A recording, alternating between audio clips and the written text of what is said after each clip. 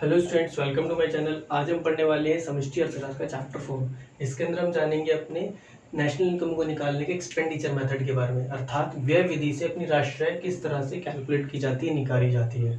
तो आइए आज की वीडियो स्टार्ट करते हैं।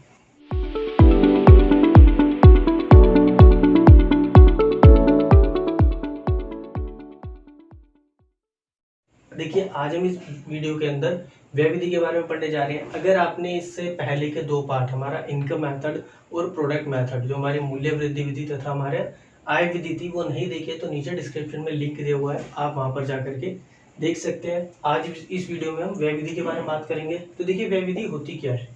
व्यय विधि से अभिप्राय वह विधि होती है जिसके अंतर्गत हम एक देश की राष्ट्रीय आय उस देश में किए गए खर्चे के आधार पर निकालते हैं। अर्थात व्यय विधि क्या कहती है? व्यय विधि बताती है हमें कि किसी भी देश की राष्ट्रीय आय निकालने के लिए उस देश के अंदर एक लेखा वर्ष में जितना भी खर्चा किया गया है उस पूरे खर्चे को जोड़ लो, और उस खर्चे को जोड़ करके हम क्या निकाल लेते हैं? अपनी नेशनल इनकम निकाल लेते हैं। क्योंकि एक देश में जितना भी खर्चा किया जाता है वो किसी उसी देश के अंदर किसी दूसरे पर्सन के लिए इनकम होती है। अर्थात एक व्यक्ति जो खर्चा करता है वो किसी दूसरे व्यक्ति के लिए इनकम होती है, उसकी आय बन जाती है। इसीलिए राष्ट्रीय निकालने के लिए हम व्यय विधि के अंदर जितना भी खर्चा किया जाता है एक वर्ष के दौरान, उस सब खर्चे को जोड़ लेते हैं, जिससे हमें अपनी व्यय विधि से अपनी राष्ट्रीय आय पता लग जाती है। क्लियर है? तो हम एक एक करके इसमें पॉइंट्स की बात कर देंगे, हम किन किन मदों को इसके अंदर जोड़ते हैं। तो सबसे पहले जो जोड़ा जाता है वो क्या होता है? हमारा अंतिम उपभोग व्यय। अंतिम वस्तुओं तथा सेवाओं के उपभोग पर जितना भी खर्चा किया गया है वो हम इसके अंदर जोड़ते हैं। उसके बाद में जोड़ा जाता है हमारा सकल घरेलू पूंजी निर्माण। इसे हम निवेश व्यय भी बोलते हैं। निवेश व्यय, निवेश एक देश के अंदर निवेश पर, अंतिम वस्तु सेवाओं के निवेश पर जितना भी खर्चा किया गया है, तो जो भी हमारा निवेश पर हम खर्चा करते हैं वो इसके अंदर जोड़ा जाता है, जिसे हम सकल घरेलू पूंजी निर्माण या निवेश व्यय कहते हैं। दिन उसके बाद में जो इसके अंदर जोड़ा जाता है वो होता है हमारा शुद्ध निर्यात। निर्यात करने पर हमने जितना भी खर्चा किया है उस खर्चे को हम यहाँ पर जोड़ दें, और इन तीनों को जोड़ने पर जो मुझे प्राप्त होता है उसे हम बोलते हैं जीडीपी एट एमपी, यानी बाजार कीमत पर सकल घरेलू उत्पाद या gross domestic product at market price, हमें ये मिल जाता है। देन उसके बाद में मुझे क्या निकालनी है? अपने देश की राष्ट्रीय आय निकालनी है। राष्ट्रीय आय अर्थात एनएनपी एट एफसी मुझे निकालना है। मेरे पास में क्या है? जीडीपी है एमपी पर। जीडीपी एट एमपी मुझे दे रखा है, मुझे एनएनपी चाहिए। तो क्या करेंगे? सबसे पहले जी को एन बनाने के लिए हम डेप्रिसिएशन को माइनस कर देंगे, हमें जी से एन पता लग जाएगा।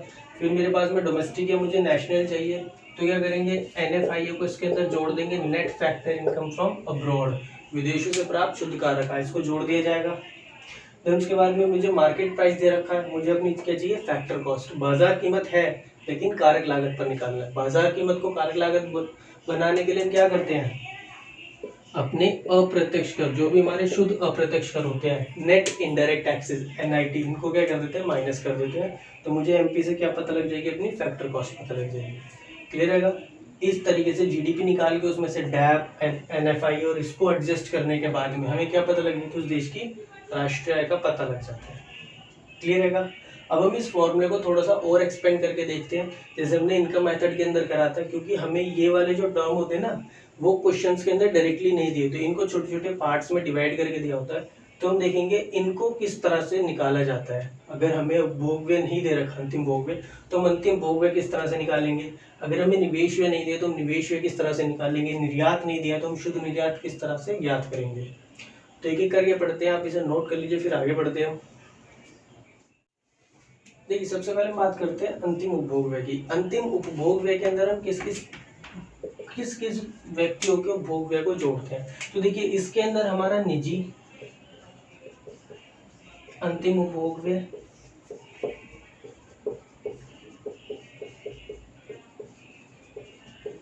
तथा सरकारी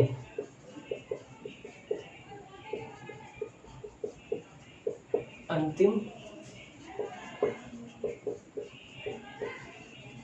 उपभोग्य, दोनों को जोड़ने पर हमें क्या पता लगता है? अंतिम उपभोग्य का पता लगता है। निजी अंतिम उपभोग्य तथा सरकारी अंतिम उपभोग्य, अर्थात सरकार ने एक वर्ष के दौरान उपभोग पर जितना खर्चा करा है तथा प्राइवेट सेक्टर ने, जो उस देश की प्राइवेट सेक्टर है, उसने जितना भी खर्चा करा है उन वस्तुओं के उपभोग पर, उन दोनों को जोड़ने पर हमें क्या पता लग जाता है? देश का कुल अंतिम उपभोग पता लग जाता है। क्लियर है? अगर आपको क्वेश्चन में डायरेक्टली अंतिम उपभोग दिया है तो अर्थात उसने इन दोनों को जोड़ा है।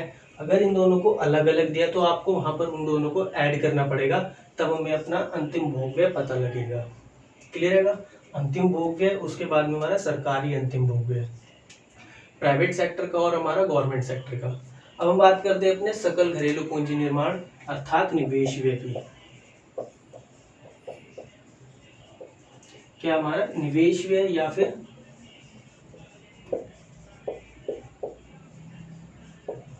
सकल घरेलू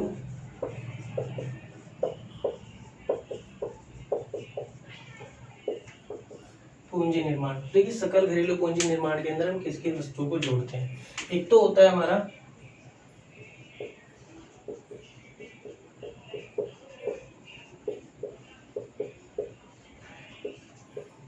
स्थायी निवेश व्यय और एक होता है हमारा माल सूची निवेश व्यय।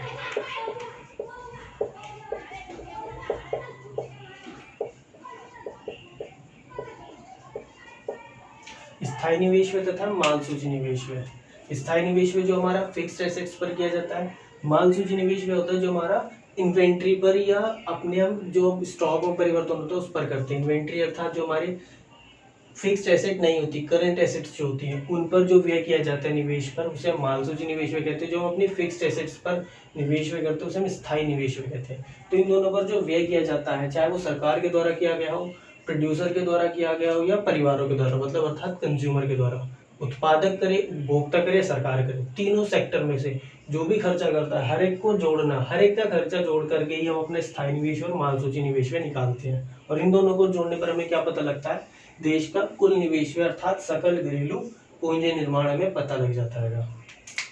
देखिए अगर मैं अपने स्थायी निवेश की बात करूं तो स्थायी निवेश किस तरह से निकाला जाता है?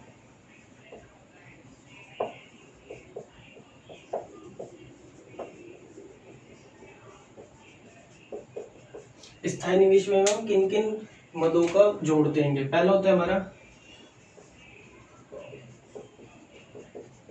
सरकार द्वारा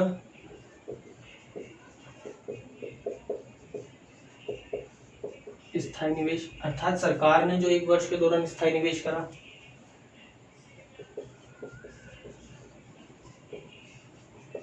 उत्पादक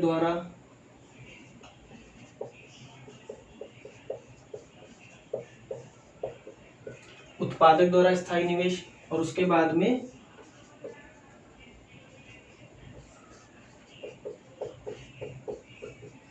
परिवारों द्वारा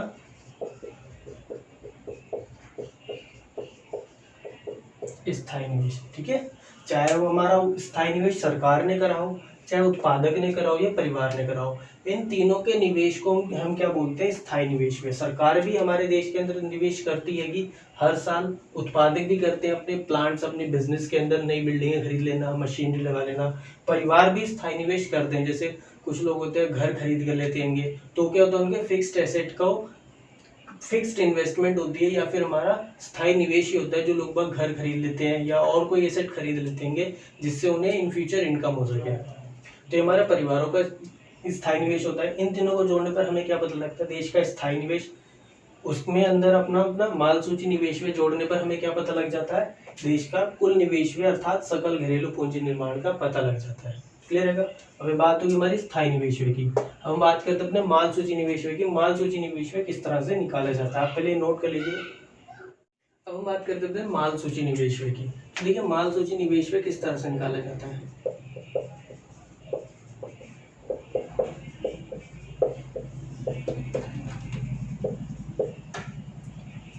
माल सूची निवेश में इसको हम एक नाम से और जानते हैं जिसको बोलते हैं हम स्टॉक में परिवर्तन। ठीक है, स्टॉक में परिवर्तन या माल सूची निवेश में दोनों का मतलब सेम ही होता है। और स्टॉक में परिवर्तन हमने पहले भी पढ़ा कि स्टॉक में परिवर्तन किस तरह से निकाला जाता है। अंतिम स्टॉक माइनस प्रारंभिक स्टॉक। क्लियर है? तो अपना माल सूची निवेश में किस तरह से निकलता है, देश अपने वर्ष के अंत में जो हमारे पे स्टॉक था उसमें से वर्ष के प्रारंभ के स्टॉक को माइनस कर दीजिए, तो हमें अपना माल सूची निवेश में या स्टॉक में परिवर्तन पता लग जाएगा, क्योंकि हमारा माल सूची निवेश में निकालने का फॉर्मूला। अब हम बात करते हैं अपने शुद्ध निर्यात की। अब हमारे पे लास्ट क्या बच जाएगा, शुद्ध निर्यात। तो देखिए शुद्ध निर्यात किस तरह से निकाला जाता है। शुद्ध निर्यात निकालने का जो फॉर्मूला होता है वो होता है हमारा निर्यात माइनस आयात। अर्थात एक देश में जितना भी निर्यात किया गया है उस देश में से उसके आयात को माइनस कर दीजिए, तो हमें क्या पता लग जाएगा, शुद्ध निर्यात पता लग जाएगा। एक देश के निर्यात में से उस देश के आयात को माइनस कर दीजिए, जितना भी माल आपने बाहर बेचा है उसमें से उस प्राइस को माइनस कर दीजिए जितना आपने वहां से खरीदा है दूसरे देशों से, तो हमें क्या पता लग जाएगा, अपना नेट एक्सपोर्ट या अपना शुद्ध निर्यात पता लग जाएगा। तो हम इस तरह से अपने शुद्ध निर्यात को भी निकाल सकते हैं। इससे हमें क्या पता लग जाए, इन तीनों को जो निकालने से अपना जीडीपी एनपी, और जीडीपी से हम क्या निकाल लेते हैं, अपना एनएनपीएफसी या अपना राष्ट्रीय आय, उससे आसानी से कैलकुलेट कर सकते हैं। क्लियर है? अब हम कुछ एग्जाम्पल देखते हैं जिससे आपको ये चीज़ें आसानी से समझ में आ जाएंगी। तो अपने फर्स्ट एग्जाम्पल की तरफ चलते हैं, आप पहले से नोट कर लीजिए। तो देखिए हमारा फर्स्ट क्वेश्चन हमें सबसे पहले क्या रखा है, निजी अंतिम भोग जो हमारा 8000 है ना, स्थिर पूंजी का उपभोग। स्थिर पूंजी का उपभोग क्या कहलाता है, हमारा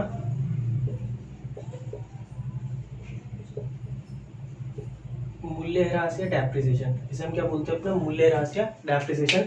स्थिर पूंजी का उपभोग वो कितना हमारा 80 है। शुद्ध अप्रत्यक्ष कर यानी हमारे एनआईटी वो कितने दे रखे हैं, हमें 600 दे रखे हैं। निर्यातों पर आयातों का आधिक्य, देखिए निर्यातों पर आयातों का आधिक्य का अर्थात क्या होता है हमारा, कि निर्यात कम हुए आयात ज्यादा हुए, अर्थात हमारा जो निर्यात है वो हमारे माइनस में जाएगा 100। हमारा शुद्ध निर्यात कितना हो जाएगा, -100 हो जाएगा। सरकारी अंतिम भोग व्यय 2000 रहेगा। पूंजी स्टॉक में वृद्धि 1000। पूंजी स्टॉक में वृद्धि से अभिप्राय हमारा निवेश व्यय से, ठीक है, हमारे निवेश में जो चेंज आएगा, माल सूची निवेश जो है हमारा वो 1000 रहेगा। और उसके बाद में विदेशों से प्राप्त शुद्ध कारक है वो कितनी हमारी -60 होती है, ये भी हमारी नेगेटिव में है। अब मुझे सबसे पहले क्या निकालना है, अपना जीडीपी एमपी निकालना है। जीडीपी एट एमपी यानी बाजार कीमत पर सकल घरेलू उत्पाद। इसके लिए हमारा फॉर्मूला क्या था, हमारा अंतिम भोग व्यय। अंतिम भोग व्यय क्या होता है हमारा, निजी अंतिम भोग व्यय प्लस सरकारी अंतिम भोग व्यय। तो मैं यहाँ पर दोनों को अलग अलग लिख लेता हूँ, निजी अंतिम उपभोग व्यय प्लस सरकारी अंतिम उपभोग व्यय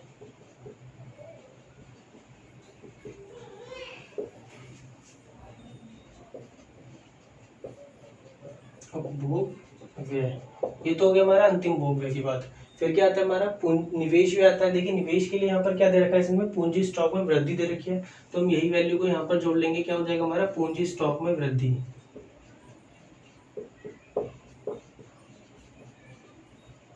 मैं यहाँ पर कोई फॉर्मूला चेंज नहीं कर रहा हूँ, सिर्फ मैं अपने टर्म्स को जैसे इसने क्वेश्चन में वैल्यूज दी उसके मुताबिक उसके हिसाब से ही रख रहा हूँ। फर्स्ट हमारा अंतिम भोग व्यय था, तो यहाँ पर इसने दोनों को अलग अलग दिया, इसलिए मैंने यहाँ पर दोनों को अलग अलग दिया, निजी अंतिम भोग व्यय, सरकारी अंतिम भोग व्यय। नेक्स्ट क्या होता है हमारा निवेश व्यय होता है। निवेश व्यय के लिए अंदर इसने हमें यहाँ पर क्या लिख करके दे रखा है, पूंजी स्टॉक में वृद्धि। इसी को हम अपना निवेश व्यय भी बोलते हैं। क्या होता है हमारा, यही हमारा निवेश व्यय आएगा। तो हमारा निवेश व्यय आ गया पूंजी स्टॉक में वृद्धि। उसके बाद में क्या आता है हमारा शुद्ध निर्यात आता है। शुद्ध निर्यात के लिए इसने यहाँ पर क्या लिखा है, निर्यातों पर आयातों का आधिक्य। यहाँ पर चाहे आपने शुद्ध निर्यात लिख करके आप इसको नेगेटिव में दिखा देना, शुद्ध निर्यात। अगर आप यही वाली लाइन लिखते हो निर्यातों पर आयातों का आधिक्य, तो आपको यहाँ प्लस की जगह माइनस करनी पड़ेगी वो चीज। अब देखिए निजी अंतिम भोग व्यय कितना हमारा 8000 रहेगा। सरकारी अंतिम भोग व्यय हमारा भोग व्यय कितना है हमारा 2000 यानी कि 2000 रहेगा। पूंजी स्टॉक में वृद्धि कितनी हमारी 1000। और शुद्ध निर्यात हमारा कितना आएगा, वहां पर निर्यातों पर आयात का आधिक्य, अर्थात आयात ज्यादा थे, तो माइनस में हमारे कितने 100 है, ठीक है, -100 क्या हो जाएगा हमारा शुद्ध निर्यात हो जाएगा। सबको जोड़ करके वैल्यू कितनी आएगी हमारी 11000 -100 यानी 10,900 रुपये। 10,900 रुपये, ये क्या आ गया हमारा जीडीपी एमपी आ गया। अब मुझे क्या निकालना है, अपना एनएनपीएफसी निकालना है। मुझे क्या चाहिए, अपनी राष्ट्रीय चाहिए, एनएनपीएफसी मेरे पास में क्या है, जीडीपी एमपी है। सबसे पहले क्या करेंगे, अपना डैप माइनस करेंगे, जी से एन पर आएंगे, फिर डोमेस्टिक से एन पर आने के लिए क्या कर देंगे, net factor income from abroad, NFIO को जोड़ दिया जाएगा। तो उसके बाद में एमपी से फैक्टर कॉस्ट पर आने के लिए हम क्या करेंगे, अपनी एनआईटी यानी कि इनडायरेक्ट टैक्स, जो हमारे नेट इनडायरेक्ट टैक्स है उनको माइनस कर देंगे। वैल्यू रखिए 10,900 माइनस डैप कितना हमारा स्थिर पूंजी का उपभोग 80,000, 80 है, सॉरी, तो 80। देन उसके बाद में एनएफआई है, विदेशों से प्राप्त शुद्ध कारक है, -60 है, -60। उसके बाद में नेट इनडायरेक्ट टैक्सेस शुद्ध अप्रत्यक्ष कितने के हैं हमारे, 600 के आएंगे, तो माइनस के 600। 10,900 माइनस 600 माइनस 80 और माइनस के -60 माइनस 80 और माइनस 600 सबको ऐड कर लीजिए, कितना हो जाएगा 140, और ये हमारे माइनस के 740। वैल्यू माइनस कीजिए, वैल्यू कितनी निकली हुई है, 10,160। 10,160 ही क्या कि हमारी उस देश की राष्ट्रीय आय आ गई 1 साल की। क्लियर आएगा क्वेश्चन, समझ में आएगा आप सबको, आप इसे नोट कर लीजिए। तो देखिए हमारा नेक्स्ट क्वेश्चन है, इसके अंदर हमें क्या दे रखा है, विदेशों से कारक आए 10 करोड़, शुद्ध घरेलू पूंजी निर्माण, हमें डायरेक्टली इसने घरेलू पूंजी निर्माण दे दिया, शुद्ध दिया है 50 करोड़ है, निजी अंतिम भोग व्यय 220 करोड़ है, विदेशों को कारक है हमारी 15 करोड़ है, स्थिर पूंजी का उपभोग यानी कि डेप्रिसिएशन या मूल्यह्रास 15 करोड़ है, निर्यात 20 करोड़ है, आयात 25 करोड़ है, अप्रत्यक्ष कर्जों में 30 करोड़ दे रखे हैं और आर्थिक सहायता में 10 करोड़ दी है। हमें अपनी घरेलू आय अब हमें अपनी राष्ट्रीय निकालनी है यहाँ से।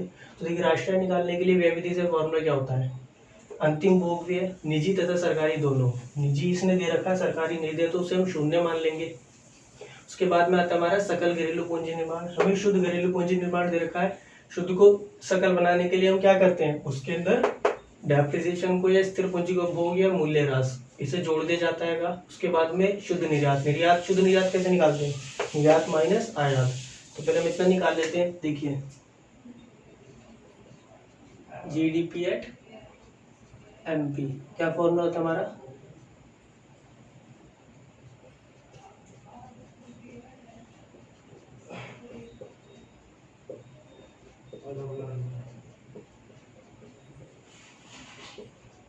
निजी अंतिम भोग व्यय, उसके बाद में सकल